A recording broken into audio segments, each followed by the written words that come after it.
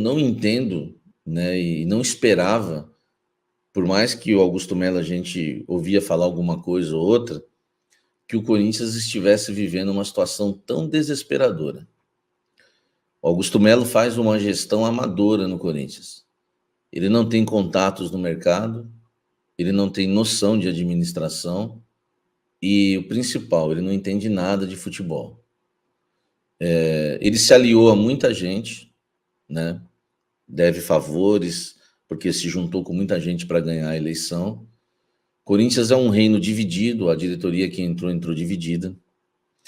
Eu acho que não há outra coisa a fazer para evitar que o Corinthians não vá parar para a Série B, né, do Campeonato Brasileiro mais uma vez, a não ser a saída do Augusto Melo. O Augusto Melo hoje consegue desagradar os opositores que já não gostavam dele, mas consegue desagradar também pessoas da situação, né? Pessoas que eram do grupo dele e hoje pessoas que fazem parte do grupo dele. Muita gente não confia mais no Augusto Melo, tá? Muita gente não acredita mais no Augusto Melo. Eu não estou aqui acusando o Augusto Melo de nada, estou apenas constatando que as próprias pessoas que estão à volta dele não creem mais, né? Enfim, não acreditam mais que ele possa recuperar o clube. Ele não tem condição nenhuma de estar à frente do Corinthians, tá? E por isso que na segunda-feira, né, a informação da Marília Ruiz, acho que ela falou na terça, né? Eu confirmei a informação dela, só que passaram para mim que vai acontecer na segunda. É um movimento que conta aí com a participação do Romeu Tuma Júnior, presidente do Conselho Deliberativo do Corinthians. Eles vão se reunir, tá? Para discutir e tentar convencer o Augusto a renunciar ao cargo. É claro que o Augusto, né, eu acho muito difícil o Augusto aceitar essa renúncia, tá? Mas, inclusive, pessoas da situação vão tentar convencer o presidente Augusto Melo a renunciar ao cargo, porque eles entendem que a pressão não vai parar enquanto o Augusto Melo estiver no comando, porque acreditam que o grande erro, né, do Corinthians hoje, né, o grande pivô da crise hoje é Augusto Melo, tá? Essa é uma informação verdadeira, foi dada pela Marília Ruiz e agora por mim também. Vai ocorrer essa reunião na segunda-feira, tá? Esse encontro. Algumas pessoas da oposição vão, outras não, tá? E muita gente, da situação que é a saída do Augusto Melo. Eu acredito que o Augusto Melo já deve estar sabendo disso, tá? Porque estão realmente, não vou dizer tramando, mas orquestrando, tá? Esse engajamento para que os grupos, né, as pessoas que estão à volta do Augusto convençam a renunciar. E repito, vou dar minha opinião. Acho difícil acontecer, acho difícil, né, o Augusto Melo aceitar isso. Não sei de que maneira, né, seria feito, tá? Eu acho que só por um convencimento, tá, em relação ao presidente. Se ele sair, né, de imediato, assume o primeiro vice, né, do Corinthians, tá? Ele assume o lugar do Augusto Melo de forma provisória, tá? Provisória. O primeiro vice é o Osmar, tá? E em 30 dias tem que marcar eleições.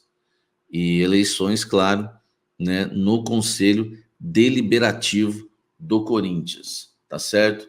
E aí, por eleições, no Conselho Deliberativo, se o Conselho, assim, votar e aprovar, né, que o Augusto deve, né, deixar o cargo, aí terá uma reunião, tá?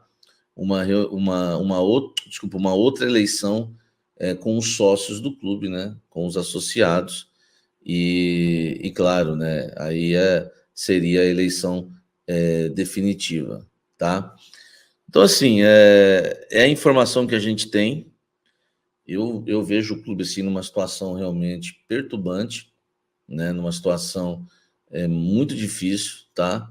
Acho que não deveria ser assim as coisas, inclusive em questão de renúncia, né? A gente é sempre contra, né? Qualquer tipo de movimento desse, mas muitos acreditam, né? E eu chego a refletir sobre isso também, que o Augusto Melo não tem condição nenhuma, né, de ser presidente do Corinthians. Eu acho que nas próprias na própria eleição a gente viu, né, o despreparo dos candidatos nos debates que tiveram, enfim, tudo que o que aconteceu, tá?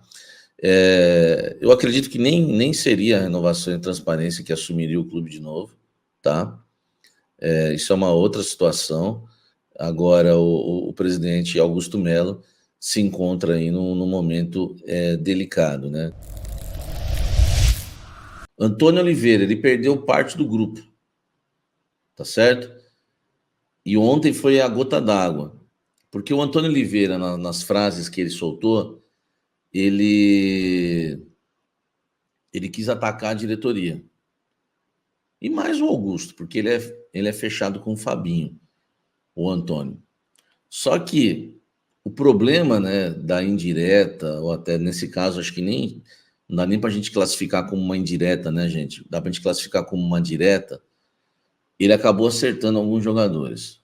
No momento que ele fala que ele não concorda que o elenco do Cuiabá é pior que o do Corinthians, tá? A maneira que ele cobra reforços, isso pegou mal entre alguns jogadores. Existe ainda um pequeno grupo de jogadores. Hoje a maioria, né, prefere pela saída dele, não gosta alguns não gostam do trato dele, alguns acham que ele faltou com a palavra com alguns jogadores, algo que ele prometeu e não cumpriu. Começa desde o Cássio lá atrás, e atletas que uns eu vou até citar porque não tem como. Coronado é um que não se dá bem com o Antônio Oliveira, já chegou até questionar o trabalho dele, né, ali perante os outros jogadores, o grupo. E aí, eu estou falando da questão dos jogadores, tá? A questão dos jogadores e que o Antônio Oliveira perdeu parte do grupo. Hoje o Fausto Vera deu uma entrevista ao UOL, que eu vou abrir aspas aqui, ó. É muito fácil, sempre fico com uma frase ainda jovem que ouvi do Gabriel Milito, que é o treinador do Atlético Mineiro. Veja como joga o volante central e eu falarei como joga seu time. Vitor Pereira e Gabriel Milito têm times protagonistas, sempre ofensivos. Treinadores têm seus gostos, mas um clube grande como o Corinthians tem que ser protagonista sempre. Por isso o Vitor Pereira foi tão bem aqui, entendeu rápido o que era o Corinthians. Falam que nosso elenco é fraco, mas estou no dia a dia e digo que o elenco é bom. Para esse elenco crescer, precisa de uma pessoa que possa explorar esse potencial. Vixe. Precisamos de uma pessoa que ajude o time a crescer. Cobram muitos jogadores, mas com o tempo vão entender isso, disse o Fausto Vera. Então, assim, eu estou falando de um grupo, né? Eu estou falando de um grupo de jogadores que não gostam do Antônio Oliveira. E eu acho que já deu para perceber aqui que o Fausto Vera é um deles, tá? O Fausto foi muito bem nas palavras e eu vou exemplificar e vou corroborar com ele, falando do jogo de ontem rapidamente. O Corinthians, antes de sofrer, né, o gol do Marlon no início do jogo, não sei se vocês repararam, o Corinthians começa jogando em casa, em plena Neoquímica Arena, né, em Itaquera, né, em São Paulo, jogando atrás da linha da bola e dando a bola para o Cuiabá.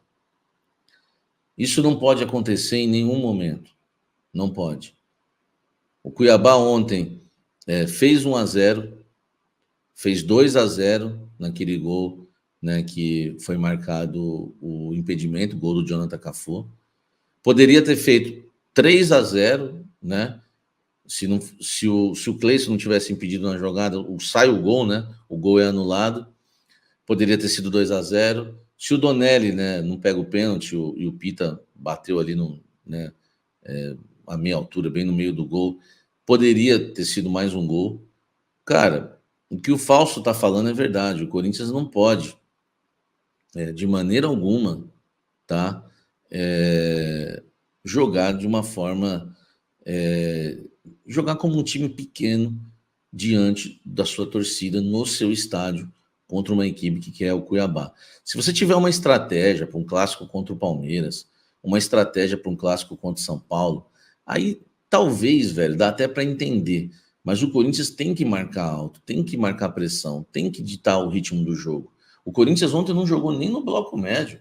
O Corinthians estava atrás da linha da bola. Se você pegar o início do jogo, pega o tape e assiste Corinthians e Cuiabá, você vai ver a última linha do ataque corintiano com Yuri e companhia no meio campo para trás, velho. A posse de bola com o Cuiabá. Isso não pode acontecer, tá? Não pode acontecer. Então, essa é a situação hoje do Corinthians.